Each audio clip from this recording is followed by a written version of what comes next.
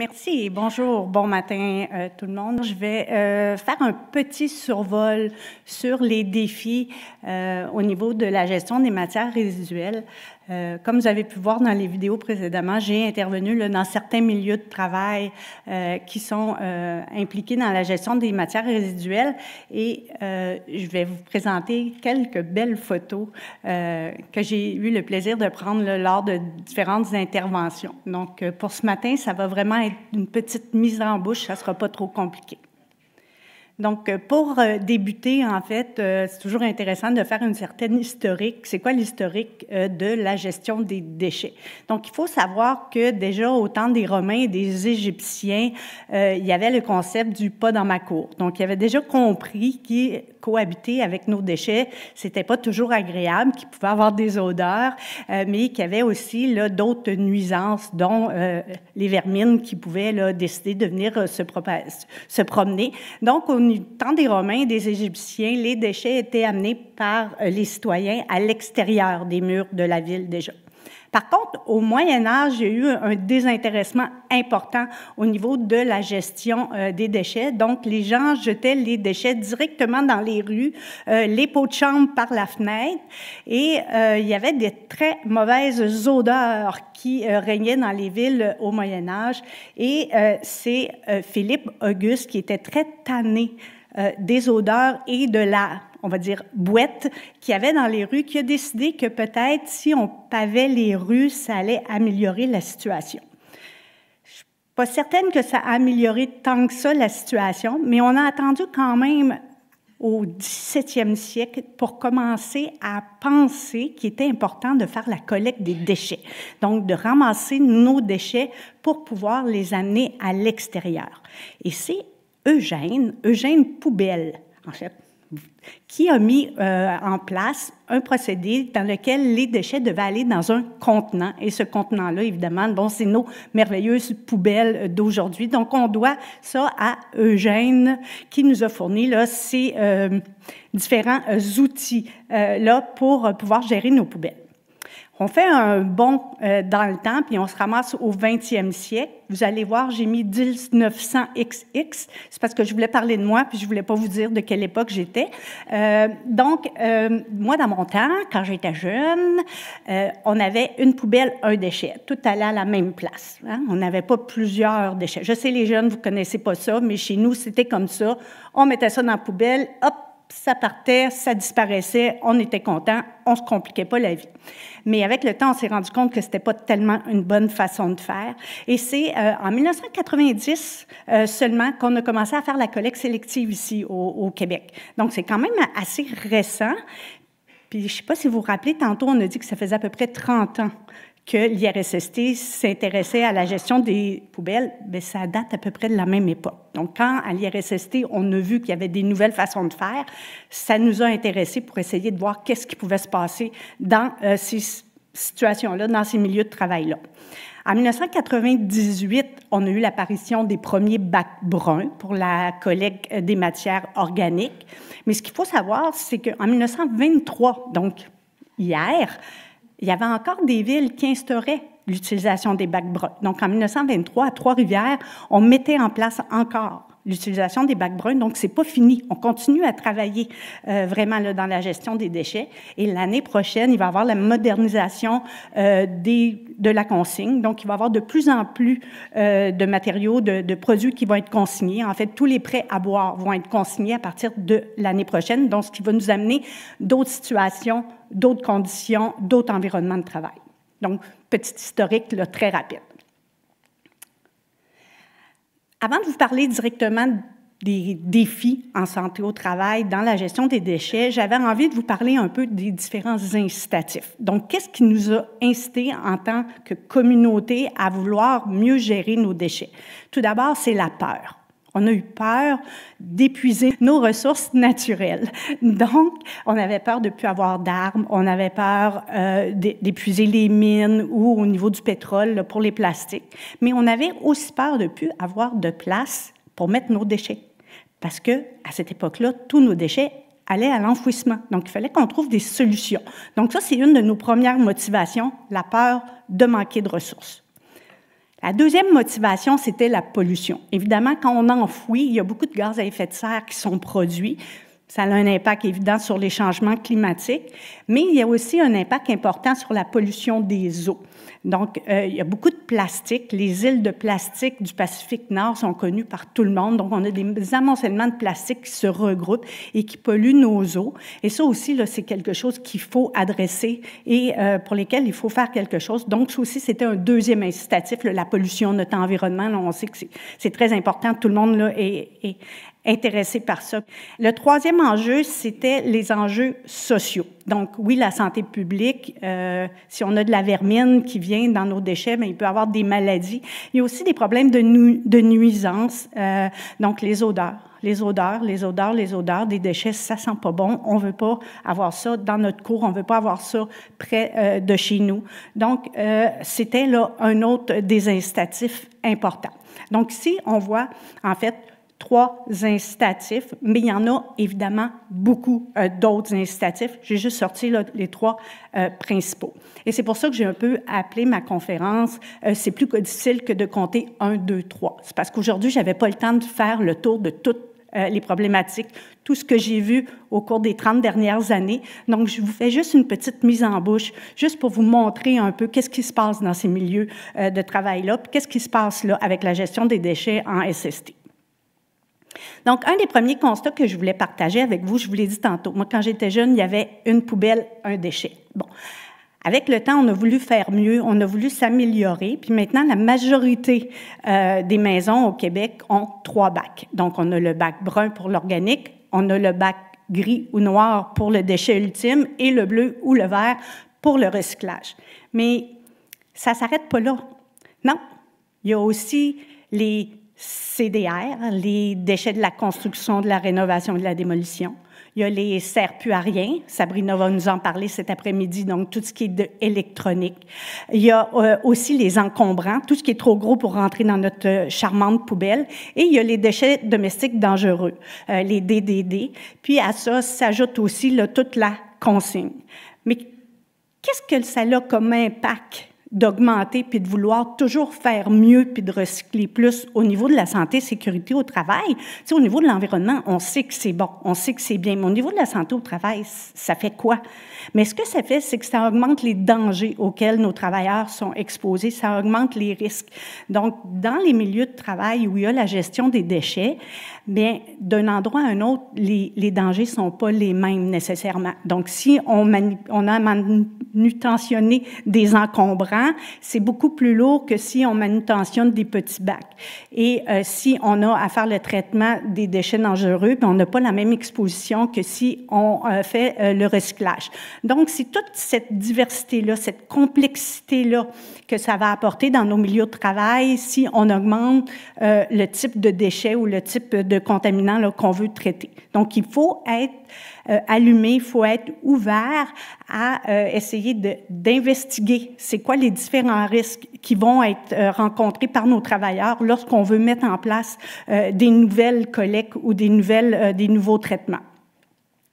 Le deuxième constat qu'on a fait au fil des années en 30 ans, c'est que le nombre d'acteurs qui sont investis dans la gestion des déchets a énormément augmenté. C'est sûr que en haut, on a le ministère de l'Environnement, des luttes contre les changements climatiques, de la faune et des parcs, qui gère les lois et les règlements.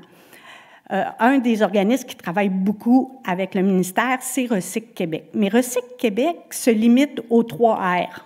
VE maintenant, parce qu'il faut ajouter valorisation et élimination, mais ça, c'est son terrain de jeu. Mais pour aider et faire tout ce qu'on veut faire, puis répondre à toutes nos ambitions, il y a plusieurs autres organismes qui se sont greffés. C'est bien, c'est super intéressant d'avoir des gens qui s'intéressent à la gestion des matières résiduelles. Par contre, ça complexifie un peu notre capacité à savoir qui fait quoi, qui s'intéresse à la santé au travail, qui met en place les différentes mesures? Est-ce que c'est considéré? À quel niveau c'est considéré? Au début, au milieu ou à la fin de l'implantation des nouvelles gestions des matières résiduelles? Et parfois, on peut se le dire, c'est difficile pour nous comme chercheurs de trouver la bonne porte d'entrée pour être capable d'aller investiguer dans ces milieux de travail-là. Je pense que j'ai des collègues qui vont partager là, cette problématique-là avec moi occasionnellement. On cogne à beaucoup de portes avant d'être capable de trouver qui vraiment s'adresse à notre problématique. Fait que ça, c'est un deuxième constat que je voulais vous présenter. Et le troisième constat, c'est la diversité des métiers, la diversité des tâches, la diversité des façons de faire qu'on a observées au fil des années. C'est facile de comprendre que le stress vécu par un chauffeur de camion poubelle qui doit sillonner les rues de Montréal, zigzaguer entre les vélos, les autos, protéger ses éboueurs, parce que, oui, les chauffeurs de camions ont vraiment un sentiment qu'ils doivent protéger leurs éboueurs, parce que ces éboueurs-là, en arrière, ils se font bousculer par les voitures, ils se font frapper par des vélos. Donc, c'est des stress qui sont vraiment intenses pour le chauffeur, mais il y a aussi des stress qui sont différents pour notre éboueur qui est en arrière. Le stress de performance, souvent. Il court. Vous allez voir tantôt, je vous montre une vidéo, puis vous voyez, les gars, ils courent parce qu'ils veulent aller vite, parce qu'ils veulent performer, parce qu'ils veulent remplir leur camion. Donc, au niveau des différents risques, des différents dangers, c'est très visible. Lors du dernier projet qu'on a fait, on a évalué la différence entre les chauffeurs et les éboueurs pour voir l'exposition au niveau des agents biologiques, l'exposition au niveau des micro-organismes. C'est sûr qu'on a été capable de voir que les éboueurs étaient exposés à des niveaux plus élevés que les chauffeurs. Par contre, dans leur vie, les chauffeurs doivent aller dans les sites d'enfouissement. Et quand les chauffeurs vont dans les sites d'enfouissement, on voit très facilement qu'il y a une augmentation au niveau des concentrations qu'on va mesurer sur ces chauffeurs-là. Puis j'ai une autre collègue, Audrey, aujourd'hui, qui va aussi là, vous parler spécifiquement là, des sites d'enfouissement parce qu'ils se sont intéressés à cette problématique-là de façon très particulière. Une autre différence, c'est entre les métiers. Donc, on s'entend que notre chauffeur, notre éboueur, ne va pas être exposé à la même chose que les trieurs qui sont dans les centres de tri. Au fil des années, on a fait plusieurs échantillonnages dans les centres de tri. Puis, ce qu'il faut savoir, c'est que le poste de trieur, c'est le poste où les concentrations de moisissures et de bactéries sont les plus élevées. Juste pour un visuel, ça, c'est pas arrangé avec le gars des vues. C'est une vraie gélose qu'on a prélevée dans un centre de tri et ce sont des moisissures que vous pouvez voir sur la gélose. Donc, ces travailleurs-là sont exposés à des dizaines de centaines de milliers de micro-organismes qui vont respirer jour après jour. Donc, c'est pas la même chose que monsieur, madame, tout le monde dehors qui va respirer des concentrations élevées à l'automne. Non, ces gens-là le respirent 7 heures par jour, 5 jours par semaine, 250 jours par année. Donc, il faut vraiment qu'on adresse ça, puis il faut qu'on soit capable de collaborer avec les ingénieurs pour mettre en place des moyens de contrôle, des moyens de prévention pour ces travailleurs-là. Il y a aussi au niveau des tâches, donc je viens de vous le dire, au niveau du tri, les gens sont très exposés, mais il y a aussi au niveau du pré-tri. Donc ici, on voit le travailleur qui se penche par-dessus la rembrade pour essayer d'aller enlever certaines des choses qu'on met dans nos bacs qui ne devraient pas être là. Donc, on voit que lui, oui, il va avoir une exposition au niveau des bioaérosols, mais il va avoir aussi une certaine contrainte physique à se pencher comme ça. C'est pas tellement ergonomique.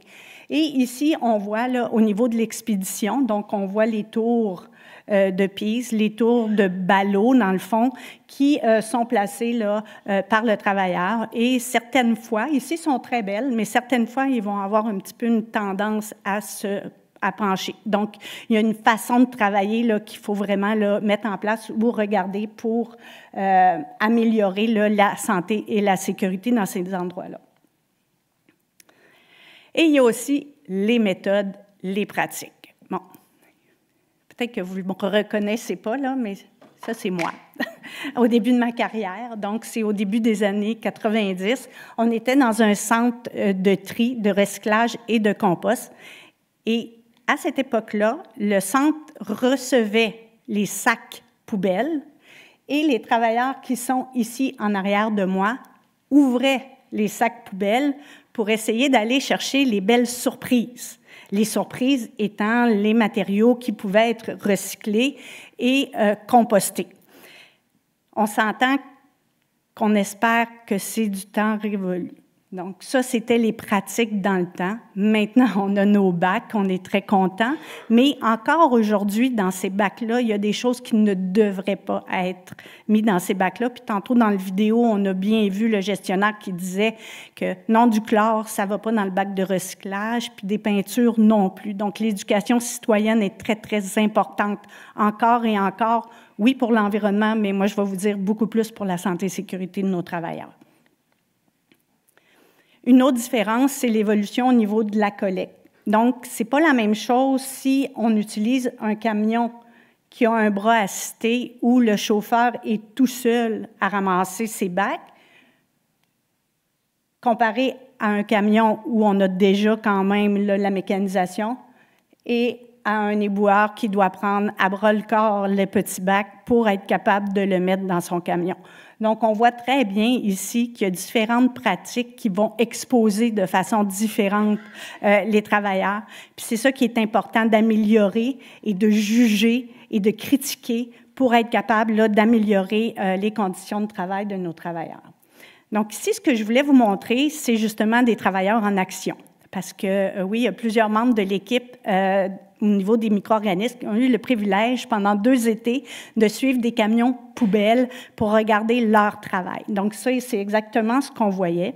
Là, je voudrais que vous portiez votre attention sur le fait que les travailleurs, souvent, vont chercher les petits sacs dans le fond du bac parce que les bacs sont à peu près vides puis qu'ils ne veulent pas les trimballer parce que, je ne sais pas si vous avez remarqué, les bacs qui sont petits.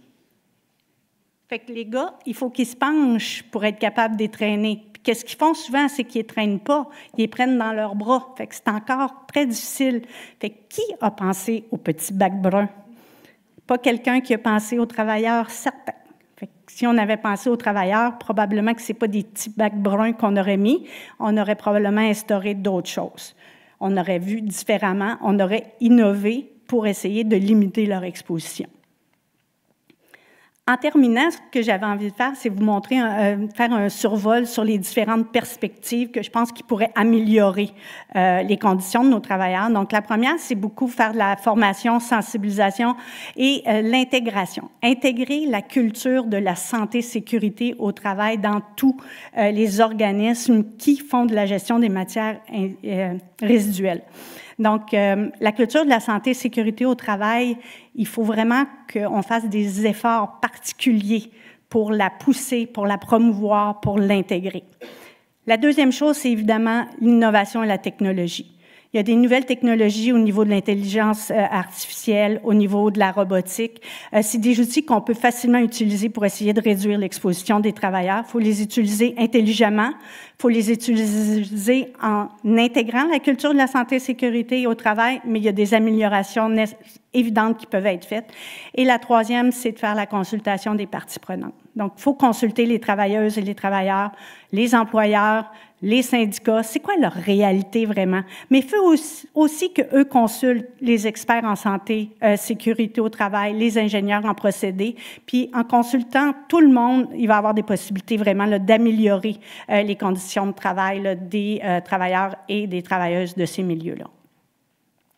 Donc, comme vous pouvez voir, c'était un survol très, très rapide des différentes choses que j'ai vues au cours des 30 dernières années. C'est pour ça que je mets 3 petits points après mon 1, 2, 3, parce que je sais que mes collègues vont continuer aujourd'hui de vous présenter les différentes réalités.